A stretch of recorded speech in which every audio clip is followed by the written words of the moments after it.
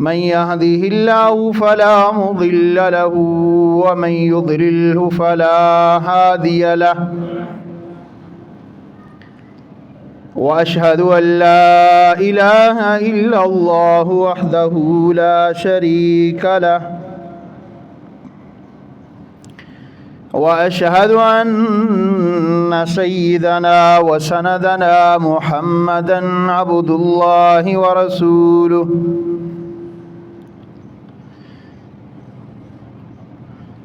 شهادة تكون للنجاة وسيلة وللرفع الدرجات كفيلا أرسله الله تعالى بين يدي الساعة بالحق بشيرا ونذيرا وداعيا إلى الله بإذنه وسراجا منيرا أما بعد فإن أحسن الكلام كلام الله وخير الهدي هدي محمد صلى الله عليه وسلم وشر الأمور محدثاتها وكل محدثة بدعة وكل بدعة ضلالة وكل ضلالة في النار. أعوذ بالله من الشيطان الرجيم. يا أيها الذين آمنوا اتقوا الله حق تقاته ولا تموتن إلا وأنتم مسلمون. يا أيها الذين آمنوا اتقوا الله وقولوا قولا سديدا يصلح لكم أعمالكم ويغفر لكم ذنوبكم ومن يطع الله ورسوله فقد فاز فوزا عظيما. إن الله وملائكته يصلون على النبي يا أيها الذين آمنوا صلوا عليه وسلموا تسليما. اللهم صل على محمد وعلى آل محمد كما صليت على إبراهيم وعلى آل إبراهيم إنك حميد مجيد. اللهم بارك على محمد وعلى آل محمد كما باركت على إبراهيم وعلى آل إبراهيم إنك حميد مجيد. رب اشرح لي صدري ويسر لي أمري واحلل عقدة من لساني يفقهوا قولي. رب زدني علما. اللهم إنا نسألك علما نافعا وعملا متقبلا ورزقا طيبا. اللهم انفعنا بما علمتنا وعلمنا ما ينفعنا وزدنا علما. أعوذ بالله من الشيطان الرجيم.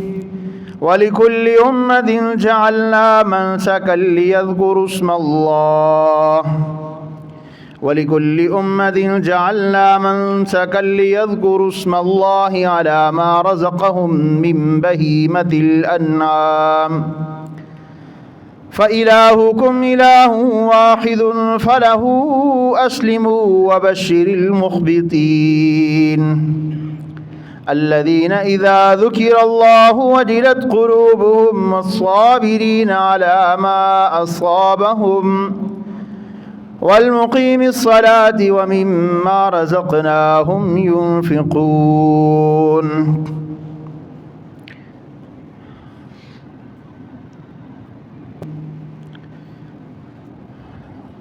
ذوالحجہ کی آج 2 تاریخ ہے اور اسلامی مہینوں میں جو 4 مہینے حرمت والے ہیں ان 4 مہینوں میں سے ایک مہینہ ذی الحجہ کا بھی ہے اور یہ وہ خاص مقدس دن ہیں جن کو اللہ رب العالمین نے ایام معلومات فرمایا۔ کچھ دن پہلے ہم نے یعنی 2 مہینے پہلے ایام معدودات کی گنتی کے چند دن جن کو رمضان المبارک کے دن کہا جاتا ہے، اور وہ بھی اللہ رب العالمین کے ہاں بڑے خاص دن ہیں۔ تو یہاں پہ اللہ رب العالمین نے ایام معلومات فرمایا، یہ وہ دن ہیں جو کہ معلوم شدہ ہیں۔ یہ دن بھی بڑے خاص دن ہیں، اور ان دنوں کے متعلق اللہ رب العالمین قرآن میں ایک اور جگہ پہ فرماتے ہیں کہ والفجر ولیال عشر، مجھے قسم ہے فجر کی اور مجھے قسم ہے 10 راتوں کی۔ 10 راتوں سے مراد 10 دن ہیں، وہ ذی الحجہ کے ابتدائی 10 دن ہیں۔ اور ان 10 دنوں میں 2 عمل جو سب سے افضل عمل ہیں، ایک یہ ہے کہ اللہ کی راہ میں اپنے جانوروں کو قربان کرنا اور بیت اللہ شریف کا حج کرنا۔ اور یہ دونوں عمل ایسے ہیں کہ رسول اللہ صلی اللہ علیہ وسلم نے خود یہ عمل کیے بھی اور اس کی ترغیب بھی دلائی۔ تو آج کے خطبہ جمعہ میں ہم قربانی کے احکام و مسائل کے حوالے سے، قربانی رسول اللہ صلی اللہ علیہ وسلم سے پوچھا کہ اللہ کے رسول قربانی کیا ہے؟ آپ صلی اللہ علیہ وسلم نے فرمایا سنت ابیکم ابراہیم، فرمایا یہ تمہارے باپ ابراہیم علیہ السلام کی سنت ہے۔ ہر سال مسلمانان عالم ذی الحجہ کی 10، 11، 12 تاریخ کو بڑے شوق، بڑے ذوق کے ساتھ، بڑے اہتمام کے ساتھ، بڑی محبت اور خلوص کے ساتھ اپنی حیثیت کے مطابق پوری دنیا میں قربانی کے جانور ذبح کرتے ہیں اور اللہ رب العالمین کا تقرب حاصل کرتے ہیں۔ اور اس کے پیچھے حضرت ابراہیم علیہ السلام کا وہ خلوص اور ان کی وہ سنت کہ جب ان کو، جیسے میں نے پچھلے جمعے میں بیان کیا تھا کہ ابراہیم علیہ السلام سے اللہ رب العالمین نے بہت سارے امتحانات لیے، اور ان امتحانوں میں ایک امتحان یہ بھی تھا کہ جب بیٹا جوان ہوا تو اللہ رب العالمین نے حکم دیا اے ابراہیم اپنے بیٹے کو اللہ کی راہ میں قربان کر دیجیے۔ اور ابراہیم علیہ السلام اور اسماعیل بغیر کسی حیل و حجت کے، چوں چرا کے، اگرچہ مگرچہ کے تذبذب میں پڑے بغیر اللہ رب العالمین کے حکم کے سامنے دونوں باپ بیٹا اپنا سر جھکا لیتے ہیں، اور اللہ رب العالمین نے ان کی وہ قربانی قبول کر لی۔ قربانی یہی تھی کہ اللہ رب العالمین کی راہ میں جھک گئے، یہ سب سے بڑی قربانی تھی، یعنی اپنی خواہشات کو اللہ رب العالمین کے تابع کر دیا۔ ہر بندے کی خواہش ہوتی ہے بڑھاپے میں بیٹا میرے ساتھ کھڑا ہو، میرا سہارا بنے، کاروبار میں میرا سہارا بنے، میرے فیملی معاملات میں میرا سہارا بنے۔ تو کہ ابراہیم علیہ السلام بھی ایک باپ کا دل رکھتے تھے، بڑھاپے میں بیٹا ملا لیکن جوانی کو جب پہنچا اللہ رب العالمین نے فرمایا قربان کا، تو تیار ہو گئے۔ یہی بڑی بات کافی تھی کہ وہ جو انہوں نے پوری طرح کر دی۔ اب وہ نہیں اس بات سے واقف نہیں تھے کہ یہ ذبح نہیں ہونا، وہ تو اپنی طرف سے تیار تھی، تو اللہ رب العالمین نے ان کا خلوص دیکھا اور اللہ رب العالمین نے فرمایا ابراہیم قد صدقت الرؤیا، آپ نے خواب اپنا سچا کر دکھایا، ہم نے آپ کی یہ قربانی قبول کر لی۔ اللہ رب العالمین نے اس کے متبادل جنت سے ایک مہنڈا بھیجا اور فرمایا اس مہنڈے کو ذبح کرو۔ اب یہ تھا کہ اسی چیز کو اللہ تعالیٰ نے اتنا قبول فرمایا کہ رہتی دنیا تک کے لیے اللہ تعالیٰ نے اس کو جاری کر دیا ہے۔ جب تک یہ دنیا رہے گی، مسلمان دنیا میں رہیں گے، قربانی کرتے رہیں گے اور اس سنت پر عمل کرتے رہیں گے، اللہ کا تقرب حاصل کرنے کی کوشش کرتے رہیں گے۔ بہت سارے لوگ اپنے فلسفے جاڑتے ہیں، کہتے ہیں جی قربانی کی کیا ضرورت ہے کرنے کی، یہی پیسہ آپ جو ہے کسی مسکین کو دے دیں، کسی غریب کو دے دیں۔ تو بھئی قربانی کی جو حکمتیں ہیں ان کی حکمتوں میں بیان کرتا ہوں۔ پہلی بات یہ ہے کہ قربانی کی فضیلت کی طرف اگر ہم آئیں تو قربانی کی ویسے واضح طور پہ کوئی صحیح حدیث تو موجود نہیں ہے کہ آپ قربانی کرو تو اتنا اجر مل جائے گا۔ سب سے بڑی فضیلت اس کی یہی ہے کہ حضرت ابراہیم نے قربانی کی، حضرت اسماعیل نے کی، تمام پیغمبر قربانیاں کرتے رہے، حتیٰ کہ محمد رسول اللہ صلی اللہ علیہ وسلم ہر سال قربانی کرتے رہے۔ اور آپ صلی اللہ علیہ وسلم کے تمام اصحاب قربانی کرتے رہے، خلفائے راشدین کرتے رہے، امت کا اس کے اوپر اجماع ہے، کوئی اختلاف نہیں ہے، تمام ائمہ محدثین اس کے اوپر متفق ہیں کہ قربانی کرنی چاہیے اور قربانی فرض ہے، قربانی کرتے رہے، حتی الممکن کوشش کرتے۔ اب یہ دیکھیں رسول اللہ صلی اللہ علیہ وسلم جس سال دنیا سے گئے، آپ صلی اللہ علیہ وسلم نے حج کے موقع کے اوپر 100 اونٹ قربان کیے، 100 اونٹ، 63 اونٹ رسول اللہ صلی اللہ علیہ وسلم نے اپنے دست مبارک سے نہر کیے، اور باقی ماندہ 37 اونٹ رسول اللہ صلی اللہ علیہ وسلم نے حضرت علی رضی اللہ تعالیٰ عنہ کو آپ نے خنجر دیا، فرمایا علی اب باقی جتنے بھی اونٹ ہیں آپ ذبح ان کو کریں۔ اور رسول اللہ صلی اللہ علیہ وسلم نے 63 اونٹ، اس کے پیچھے محدثین نے بڑی حکمتیں لکھی ہیں، انہوں نے کہا ایک حکمت شاید یہ ہے کہ آپ صلی اللہ علیہ وسلم کی عمر مبارک 63 سال تھی، ہر سال کے بدلے ایک اونٹ آپ صلی اللہ علیہ وسلم نے قربان کیا، اور 37 حضرت علی کو کہے کہ حضرت علی رضی اللہ تعالیٰ کی عمر بھی لگ بھگ 37 سال تھی، فرمایا علی آپ اپنی طرف سے یہ 37 باقی کر کے 100 پورا کر دیا۔ اور معیشت کیا ہے رسول اللہ صلی اللہ علیہ وسلم کی کہ جس رات دنیا سے گئے، جو آخری رات گزاری ہے، سیدہ عائشہ صدیقہ کہتی ہیں میرے گھر میں اتنا تیل نہیں ہے کہ میں دیا جلا کے اپنے محبوب کے چہرے کا دیدار کر سکوں۔ اور یہ کتنے دن پہلے ہے؟ یہ قربانی اس سے تقریباً 83 یا 84 دن صرف پہلے ہے، یعنی تقریباً 3 مہینے بھی پورے نہیں بنتے، اور اس سے پہلے رسول اللہ صلی اللہ علیہ وسلم یہ قربانی کر رہے ہیں۔ یعنی عبداللہ بن عباس رضی اللہ عنہ کی روایت کے مطابق رسول اللہ صلی اللہ علیہ وسلم حجۃ الوداع کے بعد 83 دن آپ صلی اللہ علیہ وسلم دنیا میں ٹھہرے۔ لیکن یہ کیا ہے؟ یہ فضیلت اس کی ہے کہ اللہ تعالیٰ کے ہاں یہ افضل عمل تھا، تبھی رسول اللہ صلی اللہ علیہ وسلم نے اتنا اہتمام کیا، ورنہ کیا مدینہ، کیا مکہ کے اندر غربت نہیں تھی؟ کیا مدینہ میں غربت نہیں تھی؟ کیا لوگ اس وقت کے دور کے لوگ بڑے ٹھیک ٹھاک تھے، مالی طور پہ مستحکم تھے؟ سوائے چند صحابہ کے، باقی زیادہ تر تو صحابہ کرام جو تھے وہ ان کی حالت یہی تھی۔ لیکن اس کے باوجود جانور گھر میں موجود ہیں، کھانے کو ہے نہیں ہے، کپڑے پہننے کو ہے نہیں ہے، گھر میں جانور موجود ہے، اتنے پیسے ہیں کہ جانور خریدا جا سکتا ہے، جانور خود وہ پالتے تھے، کہا قربانی کرنی ہے، کر لی قربانی بس۔ دوسری قربانی کی حکمتیں اگر دیکھی جائیں تو اس کے اندر حکمتیں بہت زیادہ پوشیدہ ہیں۔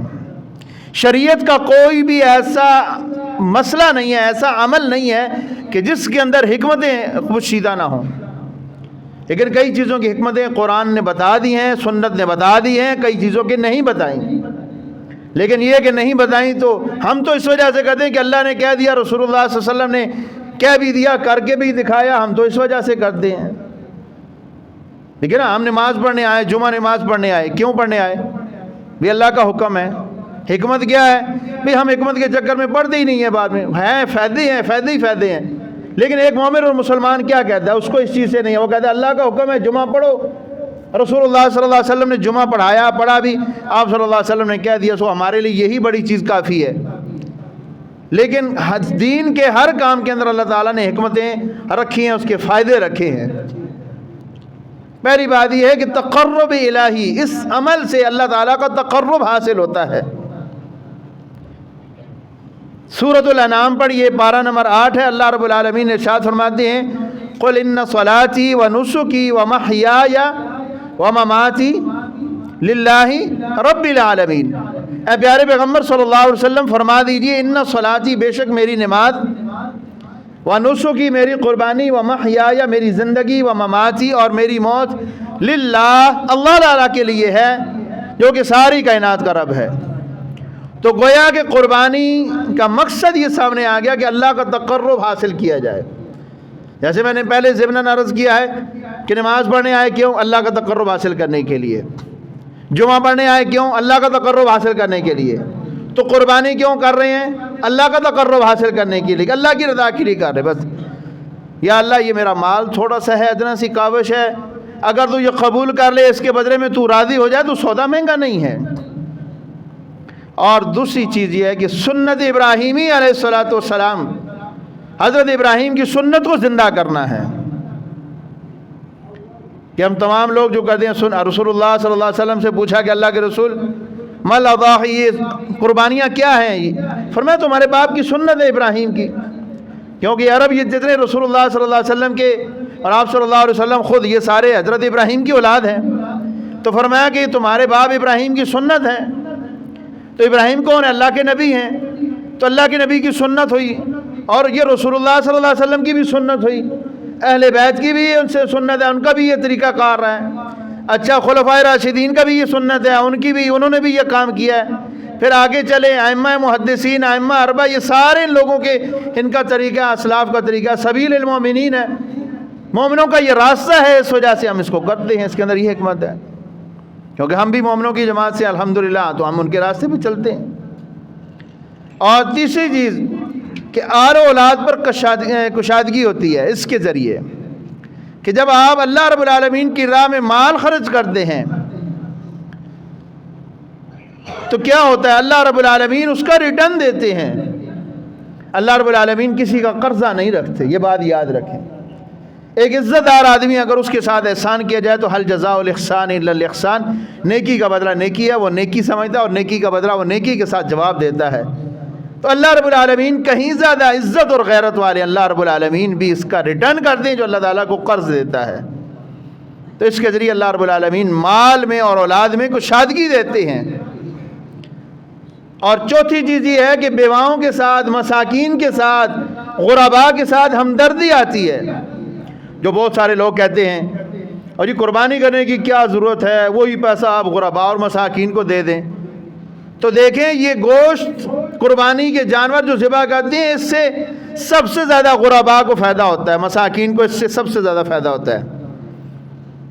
دیہاتوں کے لوگ، وہ جو پہاڑوں پہ رہتے ہیں، ان کا جن کا سارا سال ان کا کام ہی یہی ہے مویشی پالنا اور بیچنا، اس کے ذریعے اپنا روزگار حاصل کرنا۔ کوئی ان لوگوں کے پاس سرکاری جاب نہیں ہے، کوئی سرکاری فنڈ ان کو نہیں ملتا، نہ ان کے پاس گلیاں ہیں، نہ سڑکیں ہیں، نہ بجلی ہے، نہ پانی کی سہولت ہے، نہ آپ کے یہ نیٹ کی سہولت ہے۔ کیا ان کو گورنمنٹ نے کچھ بھی نہیں دے رکھا، کوئی مراعات نہیں دے رکھی۔ آپ تو شہروں میں پھر کچھ نہ کچھ آپ کو مراعات مل جاتی ہیں۔ وہ لوگ جو جنگلوں میں، پہاڑوں میں رہتے ہیں، صرف وہ مویشی پالتے ہیں۔ سب سے بڑی تو ان کے ساتھ یہ آپ احسان کر دیں کہ وہ جانور آپ خریدتے ہیں، خرید کے اس کے ذریعے ان کو ایک اچھا خاصا سرمایہ مل جاتا ہے، وہ اپنا نظام چلا لیتے ہیں۔ دوسرا اس کے ذریعے فائدہ غرباء کو کیا ہوتا ہے کہ وہ غرباء اور مساکین جو پورا سال گوشت نہیں کھا سکتے، آپ جب قربانی کا گوشت کرتے ہیں، آپ تقسیم کرتے ہیں، وہ غرباء اور مساکین اس کے ذریعے وہ بکرے کا گوشت لے لیتے ہیں، وہ اونٹ کا گوشت کھا لیتے ہیں، وہ دمبے کا گوشت کھا لیتے ہیں۔ ایک مزدور جس بندے کی بیچارے کی 20 سے 25 ہزار روپے مہینے کی آمدن ہے، وہ 2,000 روپے بکرے کا گوشت لے کے کھائے یا بچوں کے اخراجات پورے کرے۔ تو یہ جب آپ قربانی کرتے ہیں تو آپ تھوڑا سا گوشت اس کو دے دیتے ہیں، اس کا بھی تھوڑا سا پیٹ بھر جاتا ہے، وہ بھی اپنے بچوں کو، اپنے آپ کو تھوڑا سا ایک تسلی دے رہا ہے، یار ہم نے بھی گوشت کھا لیا۔ تیسرا آپ دیکھیں کہ جو چھریاں اور کانٹے بیچنے والے ان کو کتنا فائدہ ہوتا ہے، جو چارہ بیچنے والے ان کو کتنا فائدہ، جو بھوسا بیچنے والے ان کو کتنا فائدہ، جو رسیاں بیچنے والے ان کو کتنا، جو لکڑ کی منڈیاں بیچنے والے ان کو کتنا فائدہ ہوتا ہے۔ اس کے ذریعے ایک صرف ایونٹ کے ذریعے، ایک قربانی کے ذریعے لاکھوں خاندان اس کے ذریعے چلتے ہیں، اربوں روپے کی سرمایہ کاری اس کے اوپر ہوتی ہے، ایک سنت پر عمل کرنے سے، ایک فریضے پر عمل کرنے سے۔ اور سب سے زیادہ اس سے غرباء لوگ فائدہ اٹھاتے ہیں۔ عمراء جو ہیں، جن کو اللہ تعالیٰ نے وسعت دے رکھی ہے، جو اونٹ ذبح کرتے ہیں، جو بکرے اور گائیں ذبح کرتے ہیں، جو دمبے ذبح کرتے ہیں، ان کا سرمایہ غریبوں تک جاتا ہے، ان کے اللہ تعالیٰ گناہ معاف کرتا ہے، ان کو اللہ تعالیٰ عزت کے ساتھ رزق دے دیتا ہے۔ تو معاشرے کا ہر طبقہ اس سے فائدہ اٹھاتا ہے۔ اور آگے اللہ رب العالمین نے فرمایا، اللہ تعالیٰ کا شکر، اس کے ذریعے تم یہ فائدہ، اس کا کیا حکمت کیا ہے قربانی کی، کہ اس کے ذریعے تم اللہ تعالیٰ کے شکر گزار بندے بنتے ہو۔ اللہ تعالیٰ فرماتے ہیں وَالْبُدْنَ جَعَلْنَاهَا لَكُم مِّن شَعَائِرِ اللَّهِ لَكُمْ فِيهَا خَيْرٌ فَاذْكُرُوا اسْمَ اللَّهِ عَلَيْهَا صَوَافَ فَإِذَا وَجَبَتْ جُنُوبُهَا فَكُلُوا مِنْهَا وَأَطْعِمُوا الْقَانِعَ وَالْمُعْتَرَّ كَذَلِكَ سَخَّرْنَاهَا لَكُمْ لَعَلَّكُمْ تَشْكُرُونَ۔ فرمایا یہ جانور قربانی کے اتنے بڑے بڑے اونٹ ہم نے تمہارے لیے مسخر کر دیے ہیں، کہ تم ان کو ذبح کرتے ہو، گراتے ہو، ان کا گوشت بناتے ہو، اللہ تعالیٰ کا نام بلند کرتے ہو. اور فرمایا جب تم گوشت تقسیم کر لیتے ہو ان لوگوں کو بھی کھلاتے ہو جو مانگتے ہیں، جو نہیں مانگتے تم ان کو بھی کھلاتے ہو. اور اس کے بعد تم کیا کرتے ہو؟ لعلکم تشکرون، تمہارے اندر ایمان اس قدر ہوتا ہے تم کہتے ہو الحمدللہ اللہ تو یہ قبول کر لے، تیرا شکریہ، تو نے دیا تھا، یہ مال بھی تیرا تھا، میں نے تیری راہ میں قربان کر دیا، الحمدللہ میں اس فریضے سے بھی سب کو دوش ہو گیا، میں نے یہ فریضہ بھی ادا کر دیا. تو ایک اس کے اندر حکمت یہ ہے کہ اللہ تعالیٰ کا شکر ادا کرنا، اللہ تعالیٰ کے شکر گزار بندے بننا. تو ایک ایونٹ، ایک فریضہ، ایک سنت آپ نے ادا کی ہے اور کتنا اللہ تعالیٰ نے اس کے ذریعے آپ کو فائدہ دیا ہے. قربانی کی فرضیت کے متعلق آگے بات کرتے ہیں. بہت سارے ائمہ کے نزدیک یہ قربانی اگرچہ سنت ہے لیکن قرآن و حدیث کے بہت سارے ایسے واضح دلائل کے باوجود کے روشنی میں دیکھا جائے تو یہ قربانی ہر صاحب استطاعت کے اوپر فرض ہے. اس کے لیے پہلی دلیل یہ ہے کہ اللہ رب العالمین سورہ کوثر میں ارشاد فرماتے ہیں فَصَلِّ لِرَبِّكَ وَانْحَرْ، اے پیارے پیغمبر صلی اللہ علیہ وسلم اپنے رب کے لیے نماز پڑھیں، وانحر اور نحر کریں. اونٹ کو نحر کیا جاتا ہے تو اس وجہ سے عرب میں زیادہ تر یہ اونٹ کو نحر کیا جاتا ہے، تو میں آپ قربانی کریں یعنی نحر کریں آپ. دوسری دلیل حضرت سفیان رضی اللہ تعالی عنہ، جندب بن سفیان بجلی رضی اللہ تعالیٰ عنہ یہ کہتے ہیں کہ ایک بار رسول اللہ صلی اللہ علیہ وسلم کے ساتھ ہم نے قربانی کی. کہتے ہم ابھی قربانی کر رہے تھے کہ بہت سارے لوگ جو ہیں وہ گوشت تیار کر کے رسول اللہ صلی اللہ علیہ وسلم کے پاس لے آئے. کہتے ہم نے عید کی نماز پڑھی، نماز پڑھ کے ہم نے عید کی عیدگاہ کے اندر ہی قربانی کرتے تھے. تو کہتے ہم نے قربانی کی، قربانی کرنے کے بعد دیکھیں ابھی صحابہ کو بہت سارے گوشت لے. آپ صلی اللہ علیہ وسلم فرمایا یہ کیا تم نے کیا ہے، اتنی جلدی تم تیار کر کے لے آئے؟ کہا اللہ کے رسول ہم نے فجر کی نماز کے بعد ہی قربانی کر لی تھی، عید کی نماز سے پہلے پہلے ہی ہم نے قربانی کر لی. مقصد بڑا نیک تھا.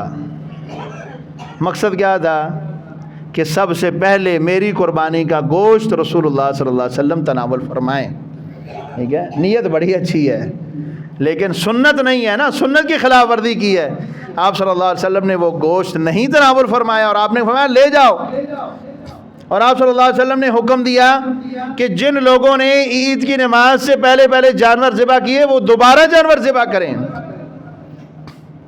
وہ دوبارہ نئے سرے سے جانور ذبح کریں. اور جن لوگوں نے ابھی تک جانور ذبح نہیں کیے وہ جانور ذبح کر لیں.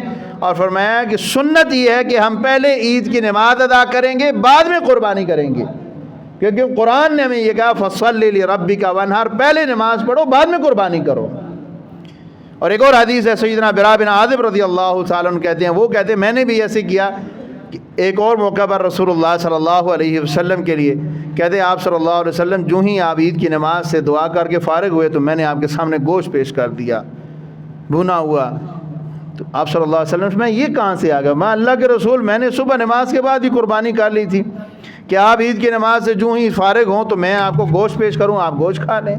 آپ صلی اللہ علیہ وسلم فرمایا لوگوں سنو، جس نے عید کی نماز سے پہلے قربانی کی اس کی قربانی نہیں ہوئی، اس نے صرف گوشت کے لیے جانور ذبح کیا ہے. قربانی اس کی جس نے عید کی نماز کے بعد قربانی کی، فرمایا قربانی اس کی ہے. ہمارے ہاں بہت سارے ایسے یہاں پہ ہے رواج کہ فجر کی نماز کے بعد ہی لوگ جانور ذبح کر لیتے ہیں. جب قصائی مل گیا اس کو کہتے ہیں چل تو ذبح کر عید کی نماز، تو نے کون نہیں پڑھنی، میں پڑھ کے آتا ہوں، تو کون نہیں پڑھنی، نہ پڑھ، میں پڑھ کے آؤں گا. اور پھر یہ جا کے کہتے ہیں جی ہم نے عید کی نماز پڑھ کے جا کے گوشت کھایا. لیکن جو جانور میرے بھائی آپ کا ذبح وہ تو عید فجر کے بعد ہوا ہے نا، وہ عید کی نماز سے پہلے کی ہو، وہ بعد میں ذبح ہونا چاہیے، اس کو چھری بعد میں پھرنی چاہیے. تو یہ شریعت نے جو سنت کا جو رکھا ہے نا کانسیپٹ، سنت پر عمل کریں. تو یہاں سے یہ بات سامنے آتی کہ قربانی فرض، اگر فرض نہ ہوتی رسول اللہ صلی اللہ علیہ وسلم ان کو کہتے چلو تم نے ذبح کر ہی لیا، آئندہ خیال کرنا آئندہ نہ کرنا، چلو اب لے آؤ گوشت کھا لیتے ہیں مل کے. نہ، آپ صلی اللہ علیہ وسلم نے ایسا نہیں کیا. آپ نے میں دوبارہ ذبح کرو. اور برا بن عازب کو بھی یہ کہا کہ جاؤ لے جاؤ اور دوبارہ جانور ذبح کرو. اس نے کہا اللہ کے رسول میرے پاس اب اور تو کچھ نہیں ہے، بکری کا جدا اس کے پاس تھا ان کے پاس. تو آپ صلی اللہ علیہ وسلم نے فرمایا کہ ٹھیک ہے تو کر لے، لیکن یہ صرف تیرے لیے ہے، تیرے علاوہ یہ کسی کے لیے جائز نہیں ہے. کیونکہ ان کے پاس اور کچھ جانور ہی گھر میں نہیں تھا. کہا میرے پاس ایک بکری ہے لیکن جو ابھی جدا ہے، ابھی سال کی پوری نہیں ہوئی، جدہ جو ہوتا ہے وہ سال سے کم کا جو جانور ہے وہ جدہ ہے. تو میں کہ یہ ابھی تک میرے لیے یہ میرے پاس ہے, آپ نے کہا ٹھیک ہے تو کر لے, لیکن تیرے علاوہ کسی کی جائز نہیں. تو یہ ہے کہ قربانی ہے. اب قربانی ایک اور حدیث ہے رسول اللہ صلی اللہ علیہ وسلم کی, فرمایا من کان لہ ساعۃ ولم یضحی فلا یقربن مصلانا. جس کو اللہ تعالیٰ کی حدیث ہے, فرمایا جس کو اللہ تعالیٰ نے وسعت دی ہے مال کی اور پھر وہ قربانی کر سکتا ہو, وہ قربانی نہ کرے. فلا یقربن مصلانا, وہ ہماری عیدگاہ کے قریب نہ آئے. اس کو ہماری عیدگاہ کے قریب آنے کی ضرورت نہیں ہے, وہ جائے اپنا کام کرے جا کے. اور بہت سارے لوگ تو ایسے بھی ہیں کہ جو عید کی نماز پڑھتے ہی نہیں. اللہ تعالیٰ ہدایت نصیب فرمائے. اب آتے ہیں قربانی کرنے کے لیے شرائط. پہلی شرط یہ کہ وہ مسلمان ہو اور صحیح العقیدہ ہو, مواحد ہو, متبع سنت ہو, رزق حلال کھانے کمانے والا ہو, تب جو ہے وہ اس کی قربانی ہوگی. دوسری بات یہ ہے کہ قربانی کرنے والے کو رسول اللہ صلی اللہ علیہ وسلم نے اس بات کا پابند کیا ہے کہ جو قربانی کرنے کا ارادہ رکھتا ہو اور جب عید الاضحیٰ کا چاند نظر آ جائے, جب تک اس کا جانور ذبح نہ ہو جائے, نہ تو بال کٹوائے گا, نہ ناخن کٹوائے گا, اور نہ ہی جسم کے کسی ایسے کو کاٹے گا. بس ایک حدیث میں آتا ہے, مسلم شریف کے حدیث میں آتا ہے کہ وہ اپنے جسم کا چمڑا بھی نہ کاٹے. چمڑا یہ ہوتا ہے بعض دفعہ تھوڑا سا جسم کا کچھ حصہ جسم بڑھ جاتا ہے ناخنوں وغیرہ سے, تو وہ کاٹ دیتے ہیں. میں اتنا بھی نہیں کاٹ سکتا. وہ اس بات کا پابند کیا رسول اللہ صلی اللہ علیہ وسلم نے اس کو. اب آتے ہیں قربانی کا جانور کیسا ہو. یہ بات یاد رکھیں, قرآن و سنت کی روشنی میں اور ائمہ اربعہ اور ائمہ محدثین کی روشنی میں, فقہاء کی روشنی میں ہمیں جو تعلیم ملتی ہے, یہ 8 جانور ہیں. اصل میں تو 4 ہیں, لیکن نار اور مادہ ملا کے یہ 8 بن جاتے ہیں. سورۃ الانعام کی روشنی میں, جن کو قرآن کہتا ہے, اور یہ سورۃ الحج کے اندر بھی یہ چیز موجود ہے, بہیمۃ الانعام. بہیمۃ الانعام وہ ہیں کہ جو گھر کے جانور ہیں جن کو پالا جاتا ہے, جو پالتو جانور ہیں. یہ ان کے نار اور مادہ, اونٹ نار اور مادہ, گائے نار اور مادہ, بکری نار اور مادہ, اور بھیڑ نار اور مادہ. ٹھیک ہے, یہ 8 جانور ہیں. ان کی قربانی رسول اللہ صلی اللہ علیہ وسلم سے ثابت ہے, آپ کے صاحب سے ثابت ہے. انہی کی قربانی کرنی چاہیے. ضروری نہیں کہ ہر حلال جانور کی قربانی ہو, یہ ضروری نہیں ہے, یہ ضروری نہیں ہے. اسی طرح آپ دیکھ لیں, زیبرا حلال ہے, گھوڑا حلال ہے, لیکن اس کی قربانی کریں گے نہیں کریں گے؟ کیوں بھائی؟ ثابت نہیں ہے. کھایا جاتا ہے, بعض ممالک میں ابھی بھی کھایا جاتا ہے, گھوڑا ابھی بھی کھایا جاتا ہے, صحابہ کرام کھاتے تھے, لیکن یہ نہیں ہے کہ اب اس کی قربانی شروع کر دے. اسی طرح بھینس ہے, یہ ہر سال کٹا کھل جاتا ہے عید کے موقع پہ کہ جی کٹے کی قربانی جائز ہے کہ نہیں. بھائی بات یہ کہ رسول اللہ صلی اللہ علیہ وسلم نے نہیں کی, وہ نہیں کی تو ہم نہیں کرتے, سیدھی سی بات ہے. اہل سنت کا یہ بہت سارے ایسے معاملات میں صرف کہ نہیں کہ وہ کہتے ہیں جی کیوں نہیں کرتے, پر رسول اللہ نے نہیں کی, ہم نہیں کرتے. اچھا, حضرت ابوبکر صدیق نے کٹے کی قربانی کی, بھینس کی نہیں کی. حضرت عمر نے کی نہیں کی. حضرت عثمان نے کی نہیں کی. حضرت علی نے کی نہیں کی. ائمہ اربعہ میں سے کسی نے کٹے کی یا بھینس کی قربانی کی نہیں کی. تو جب انہوں نے نہیں کی, تو ہر سال آپ کیوں کٹا نیا کھول دیتے ہیں جی کٹے کی قربانی, بھینس کی قربانی؟ کیا گائے ختم ہو گئی ہیں مارکیٹ میں؟ کیا بکرے ختم ہو گئے ہیں؟ جی گائے کا جناب گوشت نہیں مزے والا ہوتا, کٹے کا گوشت بڑا مزے والا ہوتا, مطلب آپ گوشت کے لیے کرتے ہیں. تو اس وجہ سے ان جانوروں کی قربانی کریں کہ جن جانوروں کے سنت سے ثابت ہے. دوسری چیز قربانی کی شرائط میں سے یہ ہے کہ قربانی کا جو جانور ہے وہ شرعی عمر کو پہنچتا ہو. اب جانور کی شرعی عمر کیا ہے یہ بات سن لیں. جانور کی شرعی عمر ہمارے ہاں جو مقرر جی 1 سال 2 سال 3 سال نہیں, یہ شریعت نے عمر نہیں کی. شریعت میں آتا ہے لا تذبحوا الا المسنہ, کہ نہ تم ذبح کرو مگر مسنہ, سین کے نیچے زیر سنہ, مسنہ 2 دانت سے ہے, کہ جس جانور کے 2 دانت دودھ والے گر جائیں اس جانور کے قربانی کرو. ہاں یہ ہر جانور کی اپنی عمر ہے اور ہر علاقے کے حساب سے عمر کم زیادہ ہو سکتی ہے. بھیڑ اور اس میں بکری میں 1 سال, کم سے کم 1 سال کے جب دوسرے سال میں داخل ہوتا تب اس کے جا کے دانت گرتے ہیں. اور اسی طرح گائے میں یہ جا کے 2 سال کے بعد جب تیسرے سال میں داخل ہوتے ہیں. اور اسی طرح اونٹ میں 5 سال پورے کرنے کے بعد چھٹے سال میں جب داخل ہوتے ہیں تب ان کے جا کے دودھ کے دانت ان کے گرتے ہیں اور تب یہ جا کے اس کے قابل ہوتے ہیں. لیکن یہ 1 سال سے پہلے بھی گر سکتے ہیں, اور ضروری بعض دفعہ 2 سال تک ان کے نہیں گرتے اگر اس کی صحت اچھی ہو. جیسے ہمارے انسانوں میں بچوں کے, بعض بچوں کے 7 سال سے پہلے ہی دانت گر جاتے ہیں, اور بعض بچوں کے جا کے 8 سال میں جا کے دانت گرتے ہیں, لیکن ایک درمیانی عمر جو ہے وہ 7 سال کی ہے. تو اس وجہ سے یہ سالوں کے چکر میں نہیں پڑنا جی ابھی تو یہ 1 سال 2 مہینے کا ہو گیا, 1 سال 4 مہینے کا ہو گیا ہے, ٹھیک ہے, جب تک اس کے دانت نہ گریں. اور اس کے اندر کوئی دھوکہ بھی نہیں دے سکتا, چیز نظر سامنے آ رہی ہے نا, دیکھیے اب ہم لوگوں نے تو جانور نہیں پالے ہوئے، آپ لوگوں نے جانور اپنے پاس پالا تو پھر تو الگ بات ہے، لیکن آپ نے اپنے پاس جانور نہیں پالا، آپ نے جا کے منڈی سے خریدنا ہے، وہ آپ کو کہتا ہے بھائی صاحب یہ 14 مہینے کا ہے جی بکرا، کہتا رہے نا 14 مہینے کا، بھئی آپ تو اس کو دیکھیں گے بھی ہاں جی دانت گرے ہوئے ہیں، سو گرے ہوئے ہیں، بس ٹھیک ہے آپ کے لیے وہ جائز ہے، آپ اس کی کر لیں۔ ہاں آپ صلی اللہ علیہ وسلم نے فرمایا الا ان یسر علیکم، تمہارے اوپر مشکل ہو جائے، مارکیٹ میں مال نہیں مل رہا یا پیسہ نہیں ہے آپ کے پاس، سرمایہ نہیں ہے، ٹھیک ہے آپ کمزور ہیں مالی طور پر، اس صورت میں جزء من الضأن، بھیڑ کا جزا جو ہے وہ آپ ذبح کر سکتے ہیں۔ اب بھیڑ کا جو جزا ہے یہ جزا یا پٹھا آپ اس کو کہہ لیں، کیا کہتے ہیں اس کو، ٹھیک ہے ہاں جی مینڈا نہیں، مینڈا تو نہیں، جزا جو، اچھا آپ اس کو جزا جو بھیڑ کا ہے اس کو یہ 6 مہینے سے لے کر 1 سال تک کا ہے۔ احناف کے نزدیک اور حنابلہ کے نزدیک، حنبلیوں کے نزدیک اور حنفیوں کے نزدیک 6 مہینے کا کم سے کم تصور کیا جائے گا، اور شافعیہ کے نزدیک اور مالکیہ کے نزدیک 9 مہینے کا یا 1 سال کا، 9 مہینے سے 1 سال تک، ٹھیک ہے۔ تو دونوں طرح کے دلائل دونوں پاس کے موجود ہیں۔ ہاں اگر اس میں تطبیق یہ ہوگی کہ اگر وہ صحیح صحت مند ہے تو وہ 6 مہینے کا بھی ماشاءاللہ وہ سال کے برابر نظر آتا ہے بھیڑ کا، لیکن اس کی پکی روٹین نہیں ہونی چاہیے، ہاں اس صورت میں کہ جب آپ کے پاس مال شارٹ ہے یا آپ کے پاس سرمایہ نہیں ہے۔ اور عمومی طور پہ ایک اور جو چیز ہے وہ یہ کہ لوگ جانور انتہائی کمزور قسم کے جانور خریدتے ہیں۔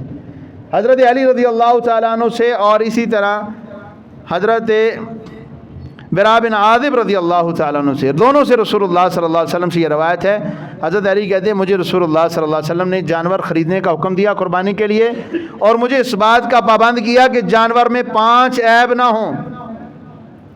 5 عیب کون سے ہیں؟ کان کٹا ہوا نہ ہو، یا چرا ہوا نہ ہو، واضح طور پر کانا نہ ہو، واضح طور پر لنگڑا نہ ہو، بیمار نہ ہو، ایسا بیمار کہ جو اس کے اندر بیماریاں ہیں، جیسے انتہائی وہ بیچارہ بیماریوں کا شکار ہے، کھانسی اس کو لگی ہوئی ہے، زکام اس کو لگا ہوا ہے، کان اس کا بہر ہے، وہ ٹوٹل پورا کرنا ہے۔ اور میں کہ لاغر یا بوڑھا جس میں طاقت ہی نہیں، جس میں روغن ہی نہیں ہے، ایسا بوڑھا یا جس میں بالکل اب بیچارہ وہ ختم ہو چکا، یا ایسی بیماری کا شکار ہے کہ بیچارے کو کئی دنوں سے کئی سالوں سے اس کو کھانا ہی نہیں ملا، اور بیچارہ خود ہی گر رہا ہے، ابھی خود ہی اسے سنبھلا نہیں جاتا، برائلر مرغی کی طرح جدھر کھڑا ہوتا ہے ادھر ہی بیچارہ گر پڑتا ہے۔ اب ایسے جانور کی قربانی سے رسول اللہ صلی اللہ علیہ وسلم نے منع فرمایا۔ مسند احمد کی حدیث بھی ہے اور جامع ترمذی کی حدیث بھی ہے، اور سیدنا علی سے بھی یہ روایت ہے، اور سیدنا ابو داؤد، سیدنا حضرت برا بن عازب سے سنن ابی داؤد کے اندر یہ روایت موجود ہے۔ چوتھی چیز یہ ہے کہ جانور اپنی ملکیت میں ہو، کسی دوسرے کا نہ ہو۔ جانور اپنی ملکیت سے مراد ہی ہے، ایک تو یہ ہے کہ آپ کو جانور رسول اللہ صلی اللہ علیہ وسلم کے زمانے میں تھا، صحیح مسلم شریف کی حدیث ہے، آج کل خیر یہ ختم ہو گیا، آج کل لوگوں میں ہے کہ جی خود ہی جانور ذبح کرنا ہے، لیکن آپ جانور ذبح کے لیے کسی کو گفٹ بھی کر سکتے ہیں۔ صحابہ کہتے ہیں رسول اللہ صلی اللہ علیہ وسلم نے ہمیں ایک موقع کے اوپر جانور ہمیں گفٹ کیے بہت زیادہ، کہ یہ لو صحابہ یہ کرو ذبح اپنی طرف سے۔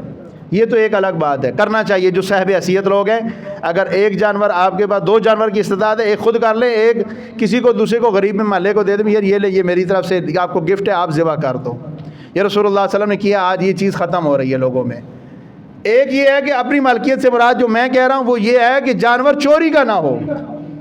ہر سال عید کے موقع کے اوپر سینکڑوں جانور لوگ چوری کر لیتے ہیں، کئی کا جانور کئی دفعہ کسی کا وہ بیل بیچارے دیہاتوں سے آتے ہیں، رسی چھڑا گیا، اب یہ رسی توڑ کے بھاگتا ہے تو لوگوں کے گھروں میں چلا جاتا ہے، لوگ اس کو پکڑ لیتے ہیں اور جا کے منڈی میں بیچ دیا۔ یہ چوری کا مال یا کسی کے گھر سے چرا لیا، ہر سال یہ لوگ شکایت کرتے ہیں جی رات کو جانور کوئی کھول کے لے گیا، تو ایسے جانور کی قربانی نہیں ہوتی۔ دوسری بات یہ ہے کہ حرام جانور، حرام مال سے، حرام کمائی سے جانور خریدا ہوا اس کی بھی قربانی نہیں ہوتی۔ سود کی کمائی ہے، چوری کی کمائی ہے، رشوت کا پیسہ ہے، ڈکیتی کا پیسہ ہے، کسی کا حق مارا ہوا ہے۔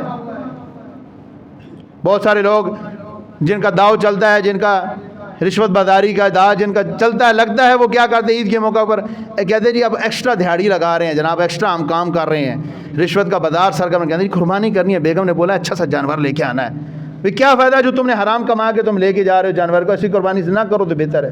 اس سے بہتر تم برائلر مرغی لے لو، گوشت ہی تم نے کھانا، جاؤ تو یا مارکیٹ سے کلو گوشت لے لو اور کھا لو، کیونکہ اللہ رب العالمین فرماتے ہیں لن ینال اللہ لحومها ولا دماؤها ولکن ینالہ التقوی منکم، فرمایا اللہ رب العالمین کو نہ تو گوشت پہنچتا ہے نہ ہی تمہارا خون پہنچتا ہے، اللہ تعالیٰ کو تقوی چاہیے، اور تقوی حرام مال کے اندر نہیں ہوتا، حلال میں ہوتا ہے۔ اور چھٹی چیز یہ کہ وقت کے اندر اندر قربانی کرنا، جو وقت شریعت نے مقرر کیا اس کے اندر اندر کریں۔ باقی اس کے جو مسائل ہیں انشاءاللہ اگلے جمعے پہ بیان کریں گے، اور عید کی نماز انشاءاللہ ہم 6 بجے ادا کریں گے۔ اللہ تعالیٰ سے دعا، اللہ تعالیٰ سے مل کے